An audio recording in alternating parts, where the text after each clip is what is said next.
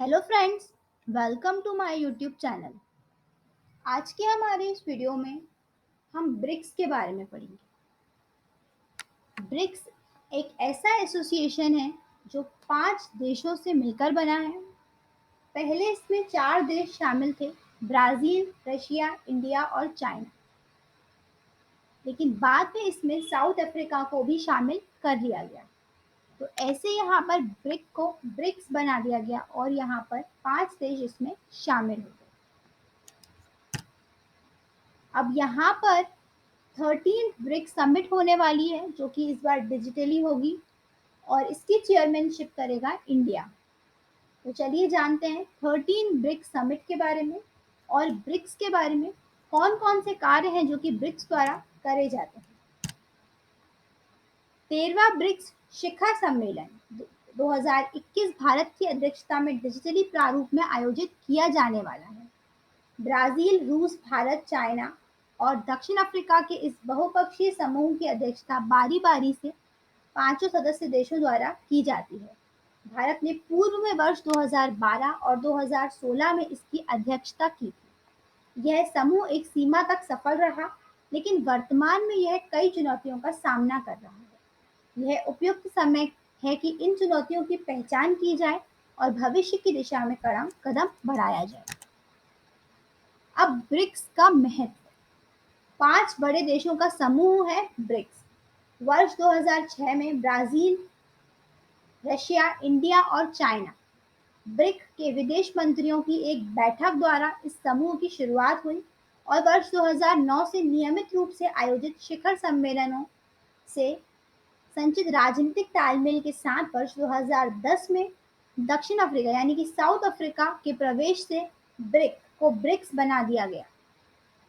BRICS का महत्व स्वयं सिद्ध है। यह विश्व की आबादी के 42%, भूमि क्षेत्र के 30%, वैश्विक सकल घरेलू उत्पाद के 24% और अंतर्राष्ट्रीय व्यापार के 16% का प्रतिनिधित्व करता है।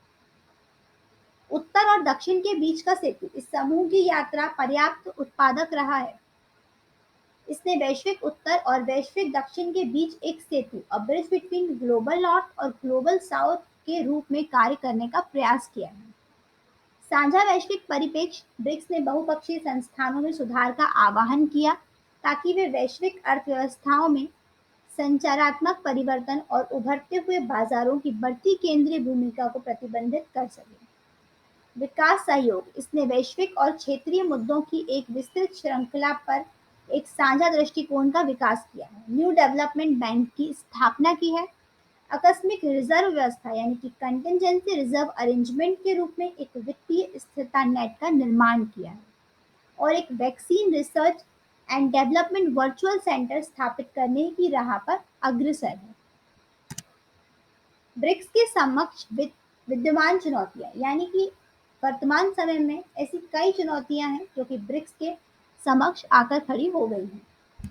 विभिन्न समस्याओं से ग्रस्त समूह के समक्ष संघर्ष की कई स्थितियां मौजूद रही हैं, जिसे पिछले वर्ष पूर्वी लद्दाख में चीन की आक्रामकता से भारत चीन संबंध पिछले कई दशकों में अपने निम्नतम स्तर पर आ गए हैं।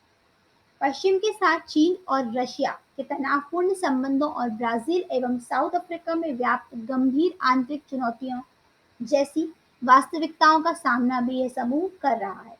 इधर दूसरी ओर कोविड-19 के कारण वैश्विक स्तर पर चीन की छवि खराब हुई है। इस पृष्ठभूमि में ब्रिक्स की प्रासंगिकता संदेहास्पद बनी है। विषम जातीयता हेटेरोजेनिटी आलोचकों द्वारा यह दावा किया जाता है कि ब्रिक्स राष्ट्रों की विषम जातीयता सदस्य देशों की परिवर्तनशील भिन्न प्रकृति, जहां देशों के अपने अलग अलग हित हैं, से समूह की व्यवहार्यता को खतरा पहुंचा रहा है। चीन केंद्रित समूह इसे ये कहा गया है कि ये चीन केंद्रित समूह है, यानी कि ब्रिक्स समूह के सभी देश चीन के साथ एक दूसरे की तुलना में अधिक व्यापार करते हैं। इसलिए इसे चीन के हित को बढ़ावा देने के लिए एक मंच के रूप में दोषी ठहराया जाता है। चीन के साथ व्यापार घाटे को संतुलित करना अन्य साझेदार देशों के लिए एक बड़ी चुनौती है। शासन के लिए वैश्विक मॉडल, वैश्विक मंदी, व्यापार युद्ध और संरक्षणवाद के बीच ब्रिक्स के लिए एक प्रमुख चुनौती शासन के एक नए वैश्विक मॉडल का विकास करना है, जो एक ध्रुवीय ना हो बल्कि समावेशी और रचनात्मक हो। लक्ष्य यह होना चाहिए कि प्रकट हो रहे वैश्वीकरण के एक नकारात्मक परिदृश्य से बचा जाए और विश्व की एकल वित्तीय तथा आर्थिक सातत्य को विकृत किया या तोड़े बिना वैश्विक उभरती अर्थव्यवस्थाओं का एक जटिल विलय शुरू किया जाए। घटती प्रभावकारिता। पांच शक्तियों का यह गठबंधन सफल रहा, लेकिन एक सीमा तक ही। चीन के वृहद आर्थिक विकास ने ब्रिक्स के अंदर एक गंभीर असंतुलन पैदा कर दिया है। इसके अलावा समूह ने वैश्विक दक्षिण की सहायता के लिए पर्याप्त प्रयास नहीं किया ताकि अपने एजेंडे के लिए उनका इष्टतम समर्थन हासिल कर सके। अब ब्रिक्स की प्राथमिकताएं क्या है? बहुपक्षीयता का निर्माण। पहली प्राथमिकता यह हो कि संयुक्त राष्ट्र, विश्व बैंक और अंतर्राष्ट्रीय मुद्रा कोष यानी कि IMF से लेकर WHO हो, विश्व व्यापार संगठन यानी कि वर्ल्ड ट्रेड ऑर्गेनाइजेशन और अब यहाँ तक कि विश्व स्वास्थ्य संगठन तक बहुपक्षीय संस्थानों में सुधार को आगे बढ़ाया जाए। यह कोई नया लक्ष्य नहीं है। ब्रिक्स को इस दिशा में अब तक बहुत कम सफलता मिली है। हालांकि बहुपक्षीयता को सुदृढ़ करना एक सशक्त बंधन के साथ साथ एक प्रकाश स्तंभ के रूप में भी कार्य करेगा। सुधार के लिए वैश्विक सर्वसम्मति की आवश्यकता है, जो कि अमेरिका और चीन के बीच रणनीतिक प्रतिस्पर्धा और स्वास्थ्य, जीवन एवं आजीविका को कोविड-19 से लगे भारी आघात के वर्तमान परिदृश्य में शायद ही संभव हो। आतंकवाद का मुकाबला करने के लिए। आतंकवाद एक अंतर्राष्ट्रीय परिघटना है जो यूरोप, अफ्रीका, एशिया और विश्व के अन्य हिस्सों को प्रभावित कर रहा है। अफगानिस्तान के मामले में दुखद घटनाओं की कड़ी ने इस व्यापक विषय पर तीव्रता से ध्यान केंद्रित करने में मदद की। अगर हम बात कर रहे हैं आतंकवाद, जो कि तेजी से कई जगह फैल रहा है, जिसका सबसे बड़ा उदाहरण अफगानिस्तान बनकर सामने आया है, तो इस मुद्दे पर भी ब्रिक्स को कोई कड़ा निर्णय लेना चाहिए, योजनाएं बनानी चाहिए।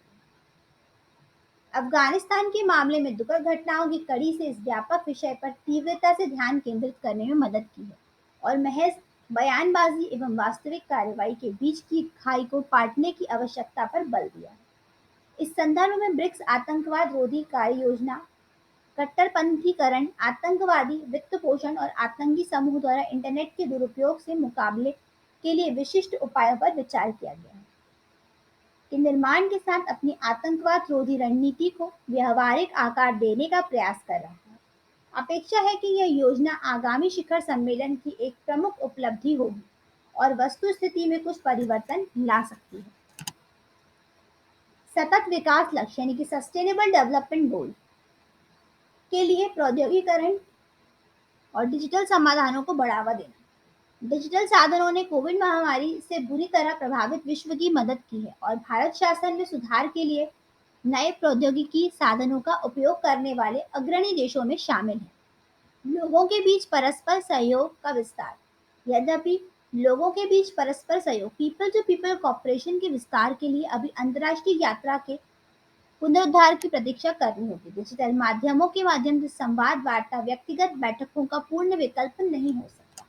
तो इस तरीके से इस बार जो ब्रिक्स समिट होने वाली है, वो 13वां शिखर सम्मेलन है ब्रिक्स का, यानी कि 13 समिट है ब्रिक्स की, जिसकी चेयरमैनशिप 2021 में इंडिया करने वाला है। यह जो समिट है ये डिजिटल होने वाली है और इसमें वही 5 देश शामिल होंगे जो कि ब्रिक्स के सदस्य हैं: ब्राजील, रशिया, इंडिया, चाइना और साउथ अफ्रीका। शुरुआत में केवल 4 सदस्य थे ब्रिक्स के: ब्राजील, रशिया, इंडिया और चाइना। इसके बाद यहाँ पर साउथ अफ्रीका को भी इसमें शामिल कर लिया गया। तो ये ब्रिक्स से रिलेटेड इंपॉर्टेंट पॉइंट्स थे।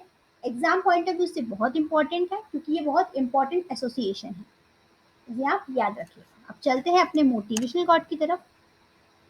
तो आज का हमारा मोटिवेशनल कोट है: जिंदगी में इतनी शिद्दत के साथ अपने किरदार को निभाओ कि पर्दा गिरने के बाद भी तालियां बजती रहें। आज की वीडियो में बस इतना ही। अगर आपको हमारी वीडियो पसंद आई हो तो इसे लाइक करें, शेयर करें और हमारे चैनल को सब्सक्राइब करें ताकि आपको हमारी वीडियोस की सभी लेटेस्ट अपडेट्स मिलती रहें। Thank you.